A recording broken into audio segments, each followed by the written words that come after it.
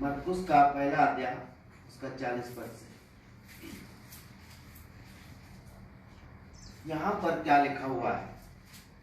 एक कोढ़ी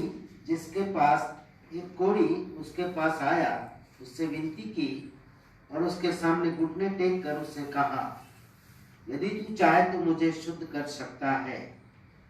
उसने उस पर तरस खाकर हाथ बढ़ाया और उसे छू कर कहा, मैं चाहता हूं कि तू शुद्ध हो जा। और वो तुरंत उसका कोढ़ जाता रहा और वह शुद्ध हो गया। तब उसने उसे चिताकर उत्तर दिया, विदा किया और उससे कहा, देख, किसी से कुछ मत कहना, परंतु जाकर अपने आप को याजक को दिखा और अपने शुद्ध होने के विषय में जो कुछ मूसा ने ठहराया है उसे भेंट चढ़ा कि उन पर गवाही हो। परंतु वो बाहर जाकर इस बात का बहुत प्रचार करने लगा, यहाँ तक कि फैलाया गया कि यीशु फिर खुल्ला नगर में न जा सका, परंतु बाहर जंगली स्थानों में रहा और चारों ओर से लोग उसके पास आते रहे। परमेश्वर इस वचन पर बड़ी आशीष दे। हम यहाँ पर इस बात को सीखने की कोशिश करेंगे कि परमेश्वर हमसे क्या चाहता है, परमेश्वर हमसे किस बात को हमसे वो चाहता है, इस बात को हम समझने की कोशिश करेंगे। एक ऐसा व्यक्ति है जिसे कोढ़ है और वो कोढ़ को वो चाहता है कि वो ठीक हो जाए। उसने बहुत उपाय किया लेकिन वो ठीक नहीं हो सका। लेकिन एक समय आता है कि वो प्रभु के पास जाता है। प्रभु से कहते हैं कि मैं, तू क्या चाहता है मैं तेरे लिए करूं? उसने कहा कि प्रभु जी, मेरी कोढ़ दूर हो जाए, और उसकी कोढ़ ठीक हो जाती है। बस वचन यही है कि हमारे भी कुछ प्रॉब्लम है।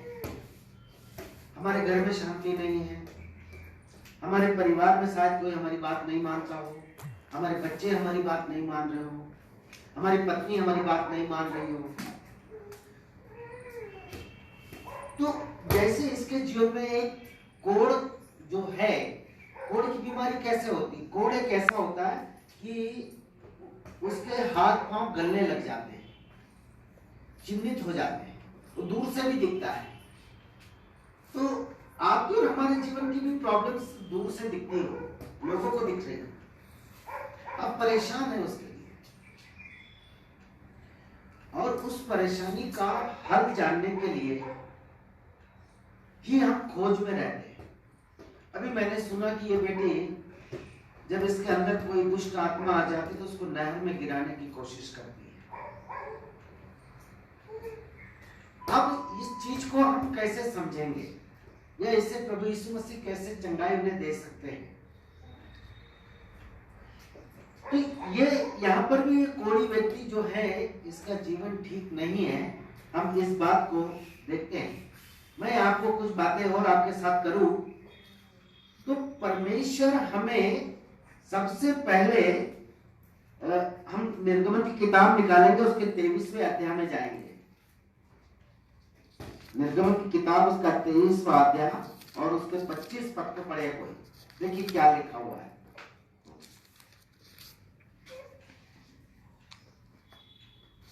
निर्गमन 23 का 25। तू अपने परमेश्वर यहोवा की उपासना करना, हाँ, तब वह तेरे अन्न जल पर आशीष देगा और तेरे बीज से रोग दूर करेगा। अब यहाँ पर सवाल यह उठता है कि परमेश्वर का वचन कहता है कि तू देगा और तेरे बीच में से रोगों को दूर करेगा। अब सवाल हमको एक समझना होगा कि उपासना हमको करना पड़ेगी। क्या करना पड़ेगी हमको? उपासना। जोर से बोले, क्या करना पड़ेगी? उपासना। और उपासना ही हमसे नहीं बनती, उपासना ही नहीं हमसे बनती। अगर हम उपासना करें तो सबसे पहले उसने कहा कि मैं तुम्हारे अन्न जल पर आशीष दूंगा। तुम्हारे घर के अंदर जो अन्न है और जल है उसको मैं आशीषित। क्यों भाई? दवाई लेने क्यों जाएंगे? परिवार के पास जाएंगे और परिवार के पास बोलेंगे भाई हमारा स्वास्थ्य ठीक कर दे, वो करेगा क्या? कैसे ठीक होगा? हमारे अंदर की तकलीफ को दूर करने के लिए हमें अपने यहोवा परमेश्वर से उपासना करने की जरूरत है। अच्छा लगा? जोर से बोले हालेलुया। हालेलुया। ऐसा करके बोले हालेलुया। हालेलुया। मतलब हम लोग अपनी तकलीफ को लेकर के हम परमेश्वर के पास नहीं जाते, हम मनुष्यों के पास जाते हैं। कौन अच्छी प्रार्थना करता है? बोले उसके पास चलेंगे यार, यहाँ फायदा नहीं लग रहा, वहां चलेंगे। वो वहां जाएंगे यार, वहां पैदल आदमी जाएगा। अरे यार वो रविवार के दिन मजा नहीं आता, शुक्रवार के दिन मजा आएगा, है ना? तो हमें क्या करना चाहिए? हमें उपासना करना चाहिए। अरे यार वो उसका बेटा का तो नौकरी लग गया, हमारा बेटा का नौकरी नहीं लगा। अरे तो भाई उसका बेटा पढ़ाई किया, तुम्हारा बेटा पढ़ाई नहीं किया। हालेलुया। तो यहाँ पर हमारे जीवन में हमको मूल बात को देखना पड़ेगा। कौन सी बात को देखना पड़ेगा? मूल बात को। अगर हम मूल बात को देखते हैं तो परमेश्वर, देखिए परमेश्वर का योजना कितना अद्भुत है, इस बात को मैं आपको बताना चाहता हूँ। तो सबसे पहले तो हमारे जीवन में हमको इस बात को समझना पड़ेगा कि एक घटना मैं आपके लिए पढ़ना चाहता हूँ। पहला राजा निकाले और इसका 3रा अध्याय। देखो यहाँ पर भी एक बहुत बड़ी समस्या खड़ी हो गई है। पहला राजा 3रा अध्याय 16 पद से मैं इसे पढ़ने जा रहा हूं, आप ध्यान से सुनिएगा। पहला राजा 3रा अध्याय 16 पद से। उस समय 2 वेश्याएं राजा के पास आकर उसके सम्मुख खड़ी हुई। उनमें से एक स्त्री कहने लगी, हे मेरे प्रभु और यह स्त्री दोनों एक ही घर में रहती हैं, और उनके संग घर में रहते हुए मेरे एक बच्चा हुआ। फिर मेरे जज्जा के 3 दिन के बाद ऐसे हुआ कि वह स्त्री भी जज्जा हो गई। हम तो संग ही संग थी, हम दोनों को छोड़ उस घर में और कोई नहीं था। और रात में उस स्त्री का बालक उसके नीचे दब कर मर गया। तब उसने आधी रात को उठकर, जब तेरी दासी सो रही थी, तब मेरा लड़का मेरे पास से आकर अपनी छाती में रखा और वह मरा हुआ बालक मेरी छाती में लिटा दिया। भोर को जब मैं अपना बालक दूध पिलाने को उठी, तब उसे मरा हुआ पाया, परंतु भोर को मैंने ध्यान से यह देखा कि वो मेरा पुत्र नहीं। तब दूसरी स्त्री ने कहा, नहीं, जीवित पुत्र मेरा और मरा पुत्र तेरा। परंतु वह कहती रही, नहीं, मरा हुआ तेरा पुत्र है और जीवित मेरा। यह राजा के सामने बातें करती रही। अब मैं आपको यहाँ पर, अगर आप गौर से समझेंगे किसी बात को, तो मैं आपको कुछ बताने की कोशिश करूंगा। यहाँ पर 2 स्त्रियां हैं, मेरी ओर ध्यान दीजिए। अभी कितनी स्त्रियां हैं? अब दोनों का बच्चा है और छोटे छोटे बच्चे। अब रात में वो एक स्त्री ने ऐसी सोई वो कि जो अपने बच्चे को करवट फिर के वो बच्चा क्या हो गया? मर गया। बेटा उसको धूप में ले जाके बिठा ले, धूप में, उधर कुर्सी ले जा, धूप में बैठ जा, यहाँ धूप में बैठ जा, बस। अब यहाँ पर समझने की एक बात है कि एक घर के अंदर कितनी स्त्रियां हैं और दोनों के छोटे छोटे बच्चे हैं, दोनों ने जन्म दिया बच्चों को। अब क्या होता है कि एक स्त्री ने बच्चे को अपनी खटिया पे लेटा था, उसे दब करके वो बच्चा मर गया। अब वो मर गया तो उसने थोड़ी देर के बाद में देखा बच्चे को कि ये मेरा बच्चा तो मर गया। तो उसने अपने बच्चे को उठाया और दूसरी औरत के पास क्या कर दिया? रख दिया। और उसके पास का बच्चा उठाकर, जीवित बच्चे को उठा करके उसने अपने पास रख लिया। अब वो सवेरे दोनों महिलाएं उठी। अब जब दोनों महिलाएं उठी तो वो एक कहती है कि ये मरा हुआ बच्चा तेरा है, वो दूसरी कहती कि नहीं ये तेरा है। अब उनके बीच में एक लड़ाई होने लग गई। हालेलुया। अगर आप मेरी बात को समझ रहे हैं तो समझिएगा। अब वो दोनों महिलाएं आपस में लड़ रही। एक ने अपने बच्चे को मार डाला और उसने अपने बच्चे को उठा के उसको दे दिया और उसका जिंदा बच्चा इसने ले लिया। अब इस बात का कोई गवाह नहीं है, इस बात का कोई भी।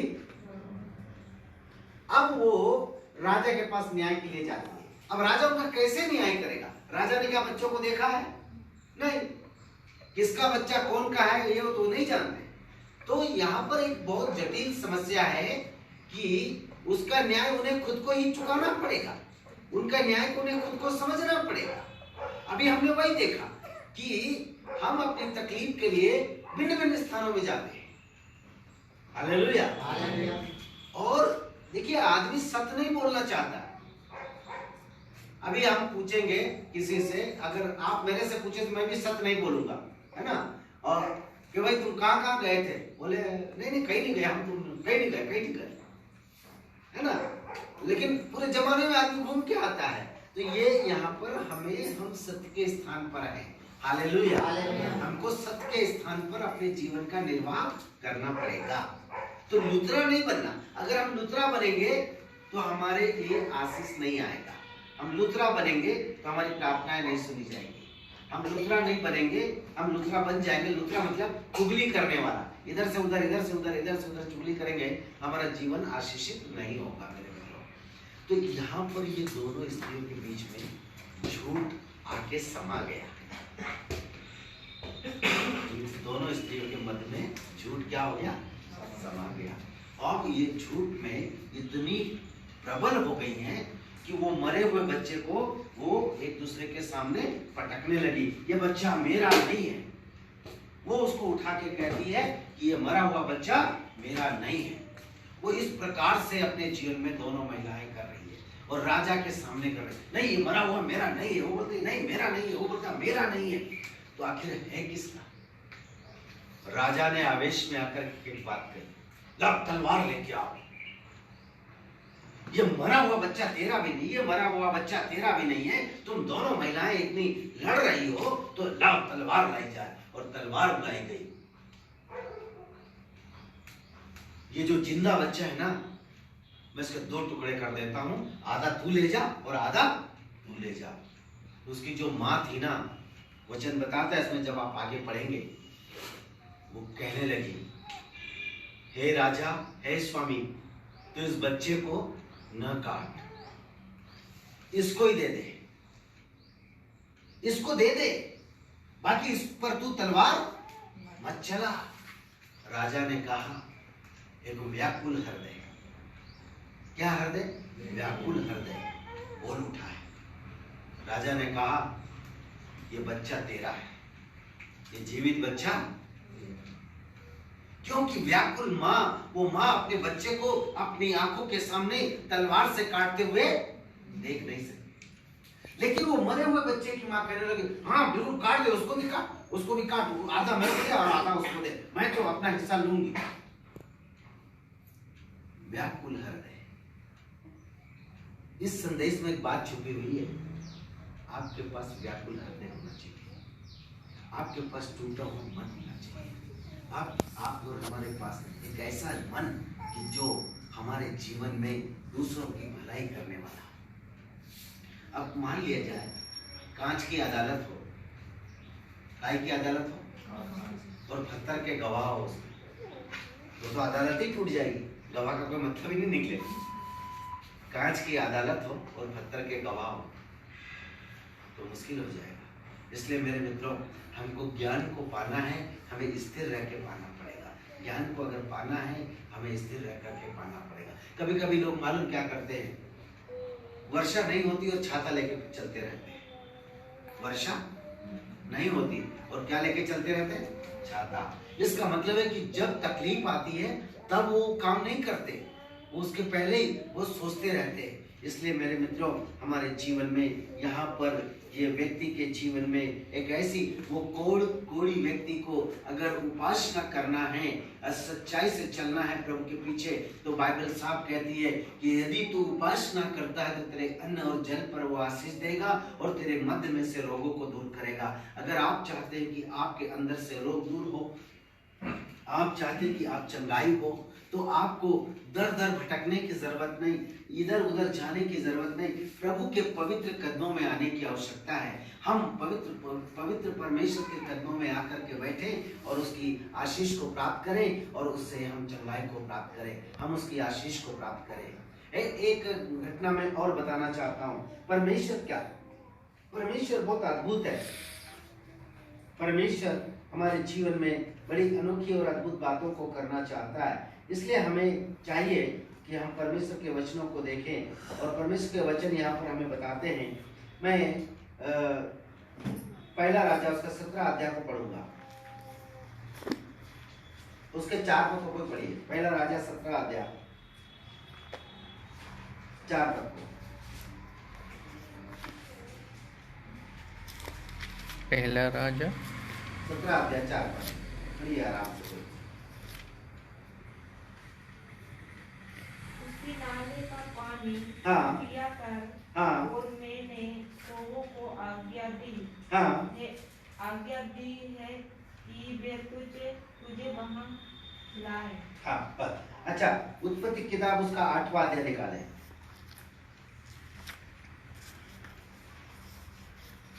8वां अध्याय उसका 7 पद पढ़िए, कोई भी पढ़िए इसे।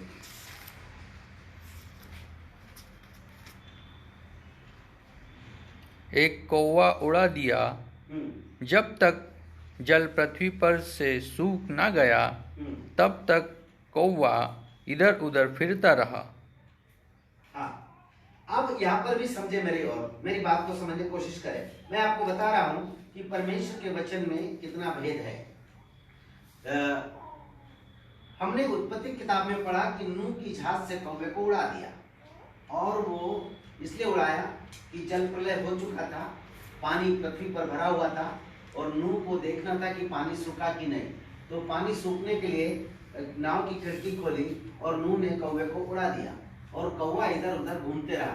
कौवा नहीं आया परमेश्वर के पास, वो लौट के वापस नहीं आया। उसको जो काम सौंपा था उसने वो काम नहीं किया। अब 460 पीढ़ी के बाद में परमेश्वर का वचन एलिया नबी के पास पहुंचता है। परमेश्वर ने एलिया नबी को नाले में ले जाकर के बिठाया, परमेश्वर के वक्त। तो वहां पर उसने ऐसा लिखा है कि उसी नाले में तू पानी पिया करना, और मैंने देख कौवे को आज्ञा दी है कि वो तेरे को क्या करेगा, रोटी खिलाएगा। अब उस समय पर कौवे ने बात को नहीं माना, उस समय पर कौवे ने बात को नहीं माना, इसलिए यहाँ पर उसके जीवन में ऐसा बात आ गया। देखिए, दोनों जगह कौवे का जिक्र है यहाँ। इसका मतलब है कि परमेश्वर की बात को टालना, परमेश्वर की बात को तुच्छ समझना। जब कौवे को जो काम सौंपा गया था उसने वो काम नहीं किया, तो परमेश्वर ने कौवे को इतनी बड़ी सजा दी कि एलिया को परमेश्वर ने नाले में बिठाया और उसको कहा कि तुझे इसे रोटी खिलाना पड़ेगा और पानी भी पिलाना पड़ेगा और गोश्त भी। अब कौवा इधर उधर से रोटी लाता है, अपने मुंह में रखता है, और फिर वो एलिया के मुंह में देता है। एलिया इधर उधर मुंह करता है। इसका मतलब उसके मुंह में रोटी है, लेकिन वो उसे घुटक नहीं सकता। ये उसके लिए बहुत बड़ा श्राप है। तो मेरे मित्रों, यहाँ पर एक समझने वाली बात यह है कि ये कौवा भी अपने जीवन की समस्या को समझ नहीं पा रहा है। तो वो कोढ़ी व्यक्ति भी नहीं समझ रहा, वो तो महिलाएं भी नहीं समझ रही है, ये भी नहीं समझ रहे। ठीक उसी प्रकार से हम भी नहीं समझ रहे। हमें परमेश्वर का वचन ये सिखाना चाहता है कि हम उसके राज और उसके धर्म की खोज करें, बाकी वस्तुएं हमें सब मिल जाएगी। अगर हम चाहते हैं कि हम उसकी उपासना करें, हम अपने यहोवा की उपासना करें, तो हमारे अन्न और जल पर आशीष होगा और हमारे बीच से सारे रोग दूर हो जाएंगे। सवाल ये नहीं करना चाहते, बल्कि हम उसके लिए भटकना चाहते हैं। हम उसके लिए भटकना चाहते हैं। तो हमें भटकने की जरूरत नहीं है, बल्कि हमको परमेश्वर के निकट आने की जरूरत है। इसलिए परमेश्वर का वचन हम देखें तो बहुत सारी बातों को सिखाता है। परमेश्वर का वचन ये भी कहता है कि उपासना करने से मैं तेरे देश को आशीषित करूंगा और तेरा गर्भ नहीं गिरेगा, बल्कि तेरे घर में फलवंत दाखलता से स्त्री होगी। उपासना करने से मैं तेरी आयु को बढ़ाऊंगा, और उपासना करने से तो प्रभावशाली मैं तुझे बना दूंगा। उपासना करने से कारण तेरे शत्रु तुझसे व्याकुल होंगे, और उपासना करने से ही मैं तुझे विजय को दे दूंगा। परमेश्वर का वचन कहता है निर्गमन का 23 के 27 पद में, निर्गमन 23 का 27 पढ़िएगा। देखिए,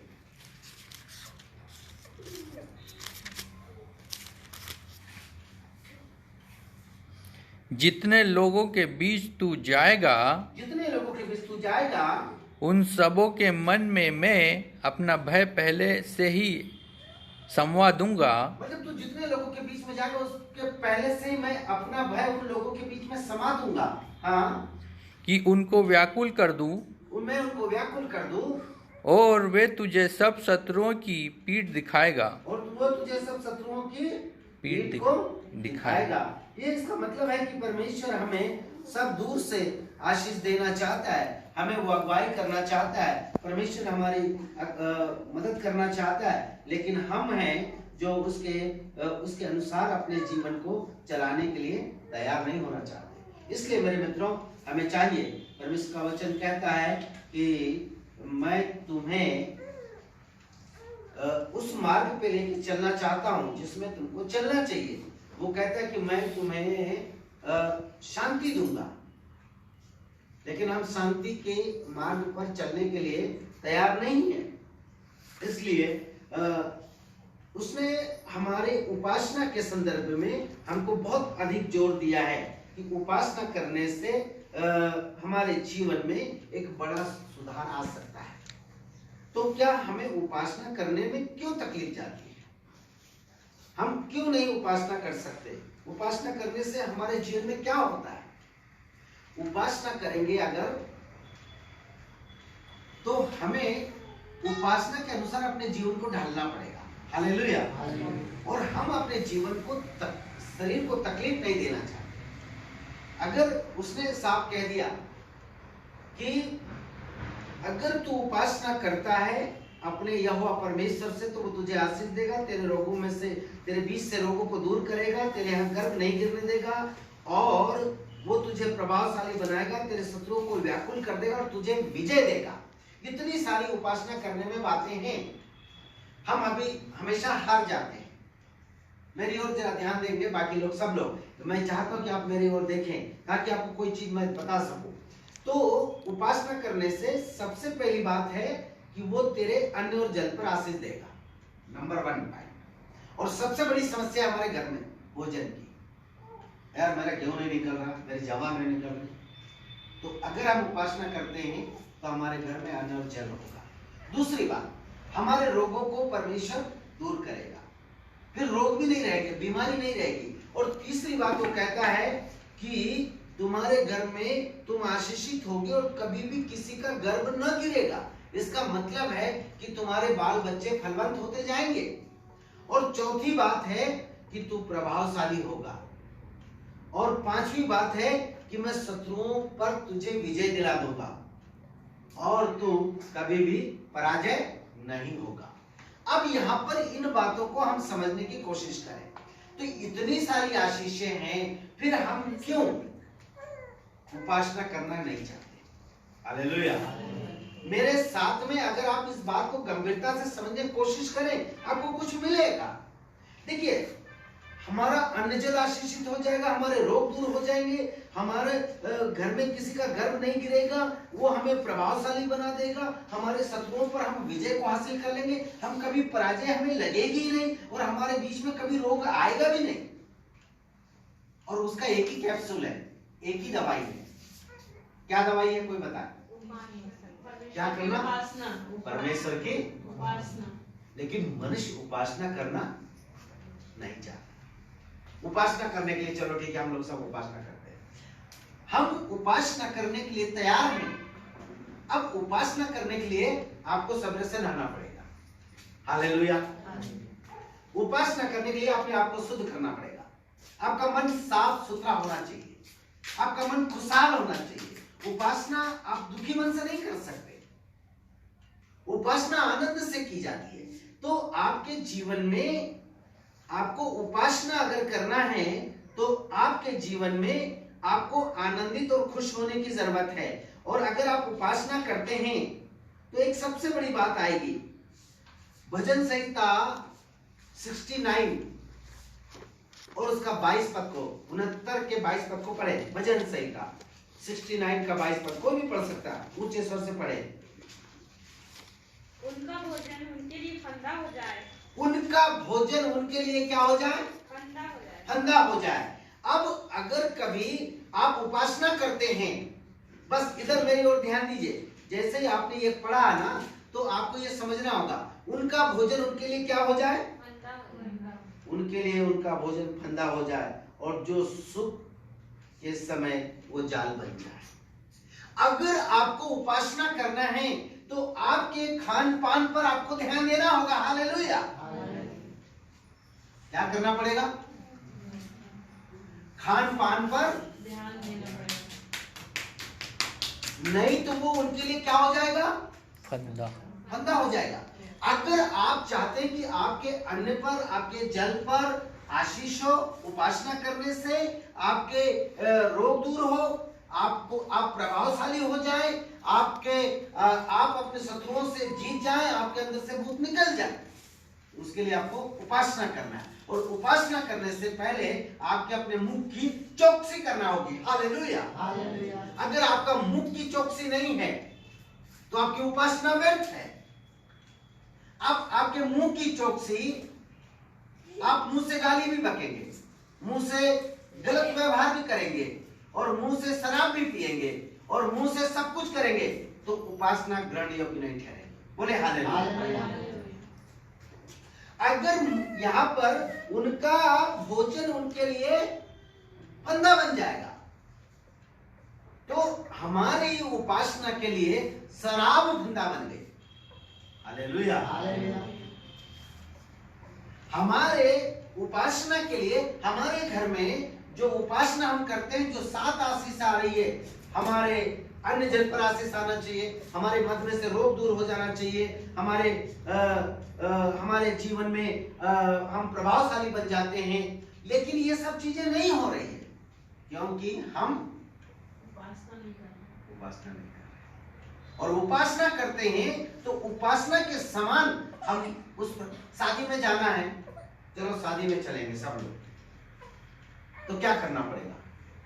रमोती भाई बताएंगे क्या करना पड़ता है। शादी में जाना है तो तैयारी करना पड़ेगी, नहा धो करके और अच्छे से कुछ लगाना पड़ेगा, है ना, और अच्छे कपड़े और अच्छा बैग, अच्छा सब कुछ, अच्छे जूते चप्पल पहन करके स्टाइल में चल करके जाना पड़ेगा, तैयारी करना पड़ेगी। तो अगर उपासना भी करना है और आशीष को पाना है तो मुंह की चौकसी करना होगी। Hallelujah, hallelujah. अगर मुंह की चौकसी नहीं तो आशीष नहीं। अब हम दोष देते किसको? पास्टर को, चर्च को, प्रभु को। मेरे प्रिय जनों, हमें अपने मुंह की चौकसी करना है। अभी आपको अच्छा सुंदर दिखना है, क्या दिखना है? तो दाढ़ी बनाना पड़ेगी नहीं? क्यों भाई मुझसे भाई, अगर अच्छा सुंदर दिखना दाढ़ी बनाना पड़ेगी नहीं? कि बगैर दाढ़ी के भी सुंदर दिखना पड़ेगा? नहीं। तो कहने का तात्पर्य, अगर हम चाहते कि हमारे अन्न और जल पर आशीष हो, हम चाहते कि हमारे रोगों पर, हमारे रोग हमसे दूर हो, हम चाहते कि हम प्रभावशील हो, हम चाहते कि हम अपने शत्रुओं पर विजय प्राप्त करें, हम चाहते कि हम एक आशीषमय व्यक्ति बन जाए, तो हमें सबसे पहले उपासना करना पड़ेगी। और उपासना करने के लिए सबसे पहला कदम है कि हम अपने मुंह की चौकसी करें। और अगर हम मुंह की चौकसी नहीं कर सकते हैं तो हम आशीष से वंचित रह जाएंगे। इसलिए हमें मुंह की चौकसी करना बहुत जरूरी है। बहुत सारे लोग निंदा करते हैं, लुतरा बनते हैं। निंदा करना, अरे यार मुंशी भाई तो अच्छा नहीं है, ऐसा करके बोल सकते हैं, है ना। अरे यार रमोती भाई तो अच्छी नहीं है, अरे यार वो मास्टर साहब तो ठीक नहीं है। पीठ के पीछे बुराई करना, इसका मतलब है कि मुंह से आपने जो चीज निकाली, अब उसी से आप आशीष को नहीं प्राप्त कर सकते। हालेलुया। इसलिए हमारे जीवन से हमको मुंह से चौकसी करने के लिए अपने जीवन को सुधारने की जरूरत है। दूसरा पद पढ़ेंगे हम लोग, भजन संहिता 106 का 34 और 35 पद को पढ़ें। भजन संहिता 106। जिन लोगों के विषय में यहोवा ने उन्हें आज्ञा दी थी, हाँ, जिन लोगों के विषय में यहोवा ने उनको आज्ञा दी थी, उनका उन्होंने सत्यानाश न किया, उन्होंने उसका सत्यानाश नहीं किया, वरन उन्हीं की जातियों में से हिल मिल गए, और वो उन्हीं की जाति में हिल मिल गए, हाँ, और उनके व्यवहारों की सीख लिया और उनकी मूर्तियों की पूजा करने लगे। और वो उनकी आकृतियों की पूजा करने लगे और वे उनके लिए फंदा बन गई। और वो उनके लिए क्या बन गए? फंदा। अब यहाँ पर एक बात को मैं बताना चाहता हूं, आप बड़े गौर से सुनिएगा कि ये परमेश्वर का वचन बता रहा कि उपासना यदि करना है तो यहोवा ने आज्ञा दी है। उपासना हमारे अन्य जन पर आशीष को प्राप्त करना है, हमारे रोगों को हमारे बीच में से दूर करना है, तो सबसे पहला चरण हमारे मुंह की हमें क्या करना पड़ेगी?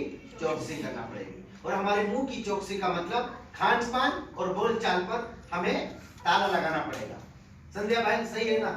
क्या लगाना पड़ेगा?